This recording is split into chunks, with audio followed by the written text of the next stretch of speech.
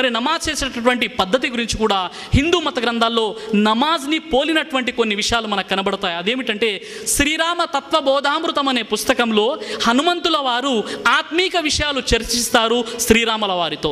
ఈ విషయాలు చర్చిస్తూ హనుమంతుల వారు అంటున్నారు, ఓ రామ, నేను రాయిని పూజిస్తే ఇనుము దాన్ని బ్రద్దల కొడుతుంది, ఇనుముని పూజిస్తే అగ్ని దాన్ని కాల్చివేస్తుంది, అగ్నిని పూజిస్తే జలము దాన్ని ఆర్పివేస్తుంది, జలాన్ని పూజిస్తే అది ఆవిరి అయి గాలిలో ఎగిరిపోతుంది, నేను ఎవరిని పూజించాలి అని అడిగినప్పుడు శ్రీరాముల వారు హనుమంతుల వారికి ప్రార్థన విధానం గురించి తెలియజేస్తున్నారు.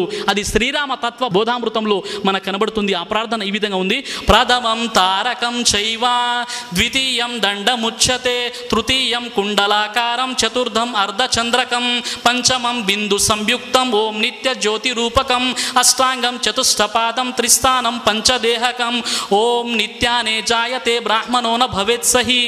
ఈ మంత్రాన్ని బోధించారు శ్రీరాముల వారు హనుమంతుల వారికి. దీని అర్థం ఏంటంటే ప్రథమం తారకం చైవ, ఓ హనుమ, నీవు సృష్టిలోని వృక్షాలను చూడు, అది తారక స్థితిలో ఉంది, అగ్ని కూడా అదే స్థితిలో ఉంది, కాబట్టి ముందు నువ్వు నిలబడు.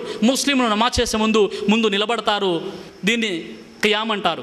అలాగే ద్వితీయం దండముచ్యతే, నీవు చేతులు కట్టుకో, ముస్లింలు నిలబడ్డ తర్వాత చేతులు కట్టుకుంటారు. ఆ తర్వాత తృతీయం కుండలాకారం, ఓ హనుమ, నీవు ఈ సృష్టిలోని పర్వతాలను కొండలను చూడుము, అవన్నీ కూడా కుండలాకార స్థితిలో ఉన్నాయి, నీవు కూడా అదే స్థితిలో దైవాన్ని ఆరాధించుము.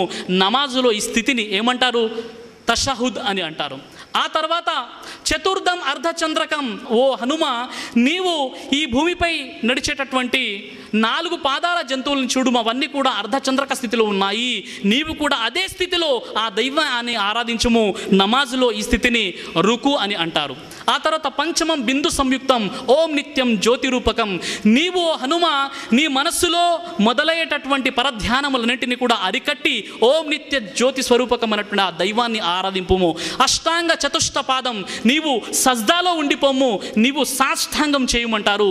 నమాజులో మరి ఈ యొక్క అష్టాంగాన్ని సిజ్దా అని చెప్పడం జరిగింది. కాబట్టి సోదరులారా, మరి నమాజ్ని పోలినటువంటి కొద్ది వరకు ఈ విషయాలు మనకు హిందూ మత గ్రంథాల్లో కనబడుతున్నాయి.